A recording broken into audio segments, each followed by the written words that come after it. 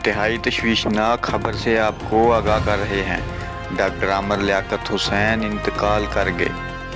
انہیں تشویشناک حالت میں ہسپتال منتقل کیا گیا لیکن وہ جانبر نہ ہو سکے۔ عامر لیاقت کو جب ہسپتال لایا گیا تو ان کی ناک سے خون بہہ رہا تھا۔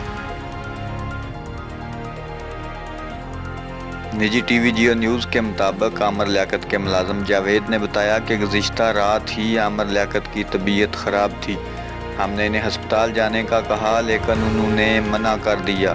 کمرے سے ایک چیخ کی آواز سنائی دی۔ ہم نے دروازہ کھلوانے کے لیے کھٹکھٹایا لیکن اندر سے کوئی رسپانس نہیں آیا۔ تقریباً 15 منٹ کے بعد دروازہ جب خود کھولا تو وہ بے ہوش بیڈ پر لیٹے ہوئے تھے۔ انہیں ہسپتال منتقل کیا گیا لیکن وہ جانبر نہ ہو سکے۔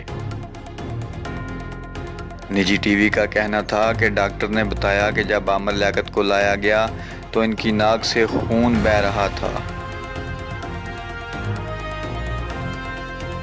اسی لیے موت کی وجہ جاننے کے لیے پوسٹ مارٹم بہت ضروری ہے تاکہ یہ معلوم کیا جا سکے کہ اگر انہوں نے کوئی دوا لی تھی کہیں وہ تو نہیں ری ایکشن کر گئی۔ موت کی حتمی وجہ کا تعین پوسٹ مارٹم سے ہی کیا جا سکے گا۔